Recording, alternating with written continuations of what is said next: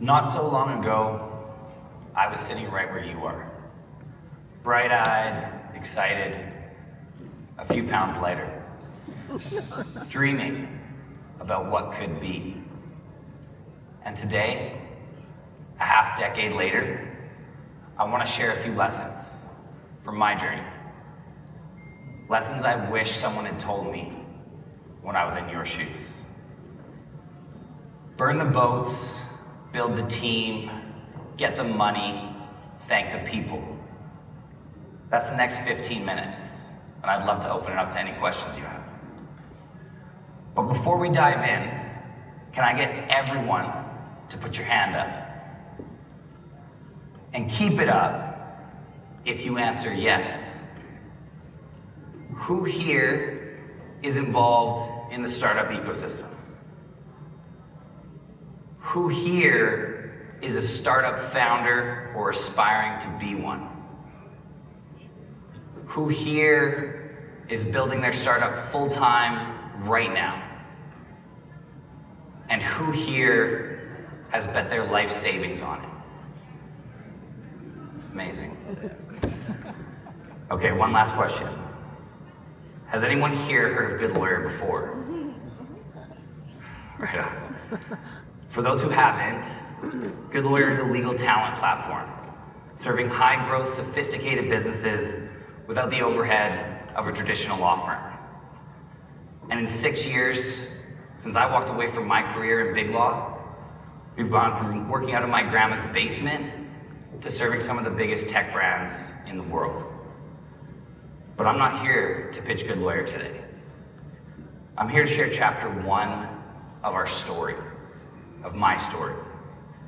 Because behind the LinkedIn highlight reel, the growth, the fundraising, the yacht parties, there's something much harder. And that's the real, often brutal climb to take a startup from 0 to 1. Since I was a kid, I've always had an entrepreneurial itch. Flipping golf balls, painting houses, running a high-speed aeration company that Zach knows very well. Business was always the path, so why law? The truth is, I took the LSAT on a whim right before going to Vienna on exchange. Both of my parents, long divorced, were nudging me toward law or accounting.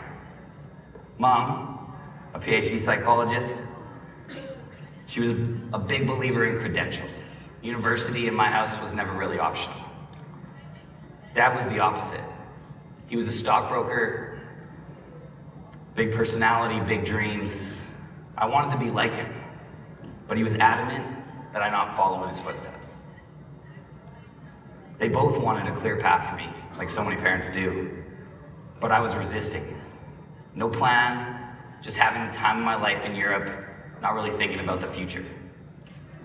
Then, near the end of my undergrad, still in Vienna, everything changed. My dad had a sudden stroke. Just like that, he was gone. One moment, cheering me on from afar. The next, I was flying home, walking into a hospital room, unprepared for what came next. That future, the one I'd been haphazardly contemplating, suddenly felt irrelevant. So I picked the safest, hard thing I could. I went to law school. It felt like progress, it kept Mom happy, and it bought me time to stay in school, avoid the real world, and figure out what came next. In hindsight, I was never meant to be a lawyer. I'm an entrepreneur in my bones. But that choice, born from that experience of loss and uncertainty, it put me on a collision course with a mission that would eventually consume me. The saying goes, if you want to take the island, burn the boats. Every great founder I've met or read about carries a chip on their shoulder. something to prove, someone to prove it to. Oprah was told she wasn't right for TV. Walt Disney was fired for lacking imagination. Great founders aren't driven by comfort. They're driven by the discomfort of doubt. I felt that at the big firm. I kept seeing better ways to work, to innovate, even just a little bit. But to the partners, I was just another associate with too many opinions. They called me Mr. Ideas Guy. This was not a compliment. Then one day, in my 4th year at the firm, my boss stormed into my office, slammed the door. He looked at me and said, "Brett, keep coming up with your ideas. Just keep them to yourself." "You don't even want to hear them anymore?" I asked. But that was it. I knew it was time for me to burn the boats. So I walked away from the prestigious job, the 6-figure salary, the golden handcuffs. I traded stability for a shot at building something I actually believed in. And the sacrifices were real. I drove my 2003 Infiniti beater until 2024. Ate more ramen than any grown man should.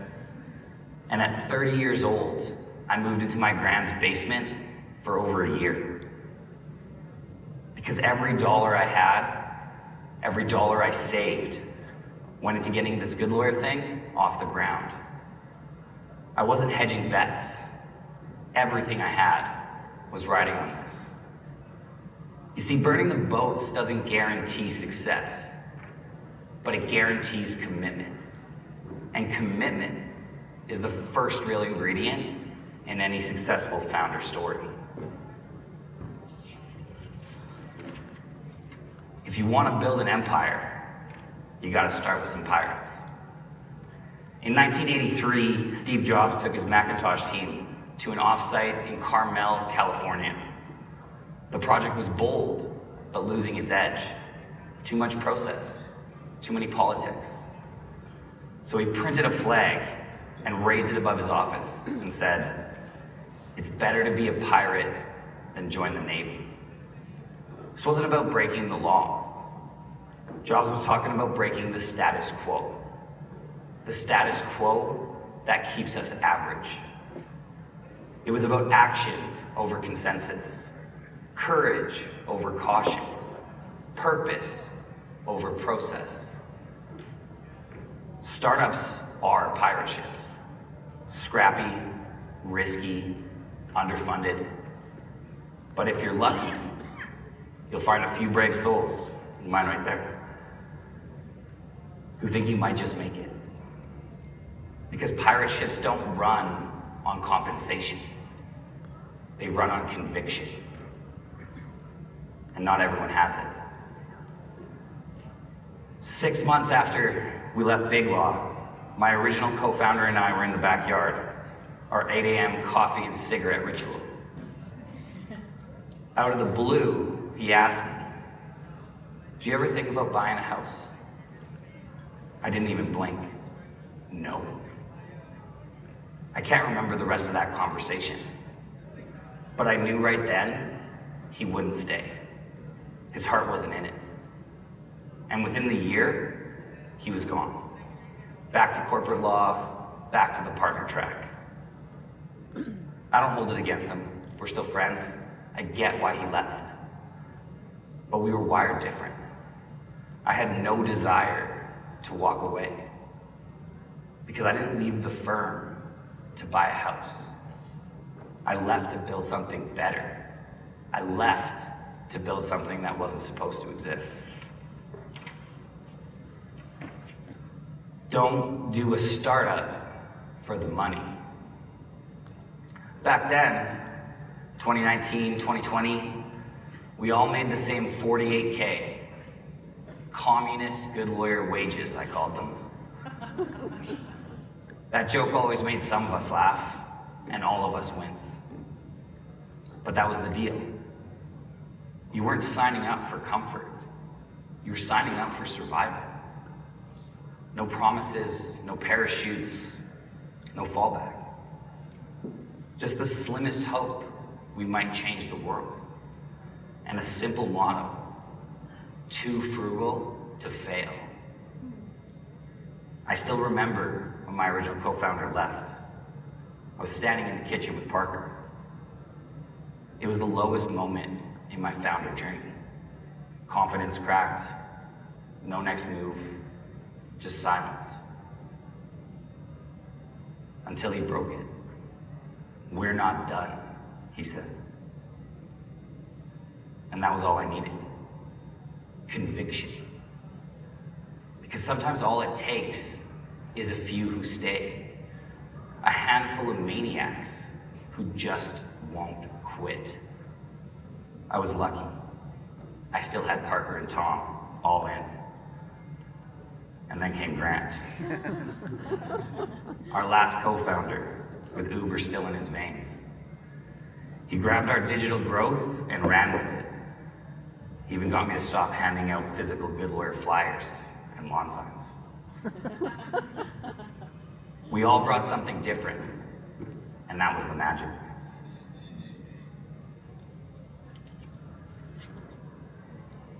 Even with the grit, you still have to eat, pay rent, keep the Wi-Fi on. We needed money, bad. So I started building my investor list. But before I picked up the phone, Brock and I went heads down for weeks. Tightened the deck, refined our imaginary numbers, sharpened the story. Then I got to work. Dozens and dozens and dozens of emails, calls, texts. No assistant, no banker, just me, my laptop, a spreadsheet, and the bat line to Brock. The rejections came fast. They stung.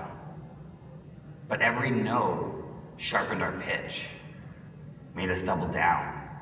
We had to be relentless. Eventually, we did piece together $500K from over 25 people. I drove around Calgary, picking up checks from friends, old colleagues, early believers. 10 grand here, 25 there, check after check. Most of these people weren't startup investors. They were just people we knew, many lawyers, who believed in what we were building. More than a few said it was the biggest check they'd ever written. And that kind of belief hit me hard. My founder had just left, and those angel checks didn't just fund the business. They kept me standing. And I knew in my gut, Parker was right. Goodlawyer wasn't done. We were just getting dangerous. I've talked a fair bit just now about sacrifice and struggle. But I want to end, before I open the floor to some questions, with something even more important. The people who kept me going.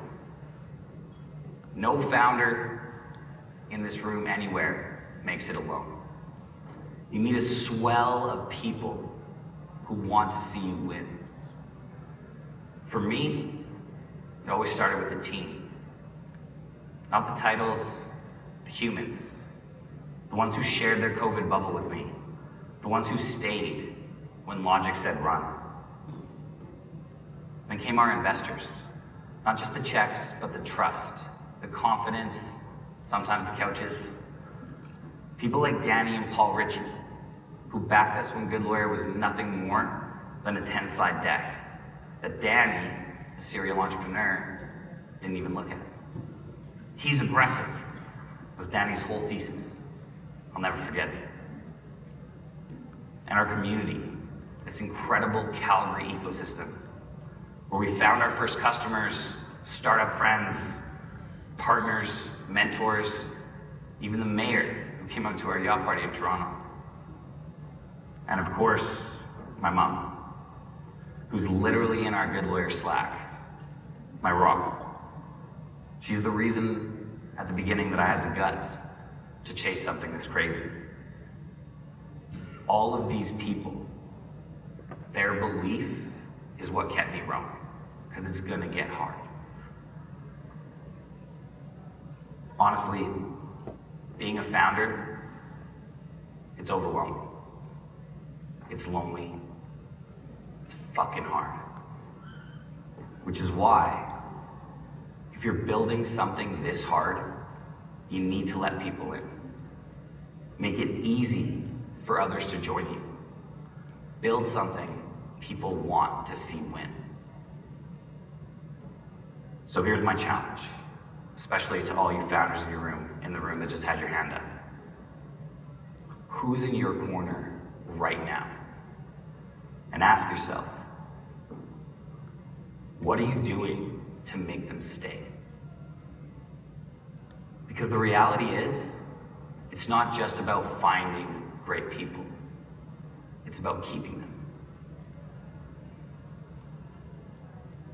Goodlawyer didn't raise $1 million in that first round. We came short.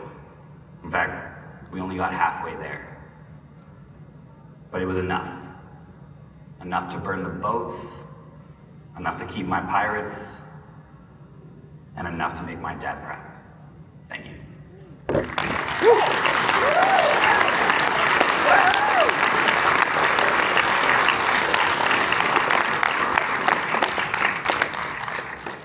Yeah, we didn't practice this bit, so. There's a mic over there.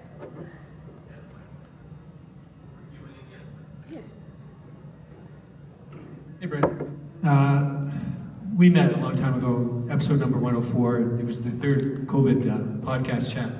But you mentioned burning the boats, and I immediately go to burning bridges. So can you give us a definition of what do you mean by burning the boats? Great question. And I certainly don't mean burning the bridges. In fact, when I left the firm, I did everything in my power to keep up a lot of those relationships because, for me, I've always been a perpetual seed planter, and ensuring that you keep those bridges with all the folks that you've worked with or interacted with growing up is really important. And frankly, a ton of those former lawyers I worked with at the big firm were early investors in the company. What I mean by burning the boats is really all about commitment. It means not half-assing what you're trying to do with the startup. And the point I was trying to make was building a startup is so hard. I always expected it would be challenging, but I completely underestimated the difficulty level of this particular video game.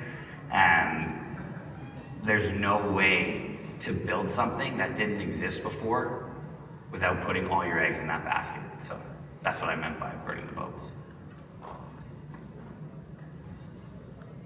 Got one over here. First of all, I wanted to say, absolutely awesome story. Coming as an entrepreneur myself, it's definitely not easy. I think one of the toughest parts I'm having is how do you find the right people? What are the methods that you go through to find those really dedicated and committed type of people on your team? Thank you. Great question. In short, you tap your network, and I'm just looking at all these smiling faces on the screen, and I can see Zach from, I guess it's my left, I think it's your left too. Me and Zach ran that aerating company I talked about when we were 16. Me and Tommy, also over here, go back to when we were in high school. Parker came on in the very beginning. He was the younger brother of one of my other buddies from high school. I basically just canvassed all of my friends and slowly tried to persuade the smartest ones to join the team. I think bringing your friends on board comes with its pros and cons. But for me, the ability to build this crazy idea I had and turn it into something real, and getting to do that with people that I've known for, you know, the better part of my life, who I love, who I care about, who I have fun with. There just really wasn't anything sweeter than that. So to answer your question, I would say tap your network as aggressively as you can, both when it comes to recruiting for your team, when you're trying to get those early checks. I would, you know, get rid of the blinkers where you're like, I gotta raise this big VC money or else I'm a failure. Like, that's not what we did. We did eventually raise some VC and some family office, but in those early days, it was about getting checks from people who believed in what we were building, and frankly, even more importantly, just believed in me, because they got to experience what I was like in soccer growing up, in, you know, my life as a lawyer, and, you know, just instilling that confidence that, you know, me and this team that we brought together could go out and do something special.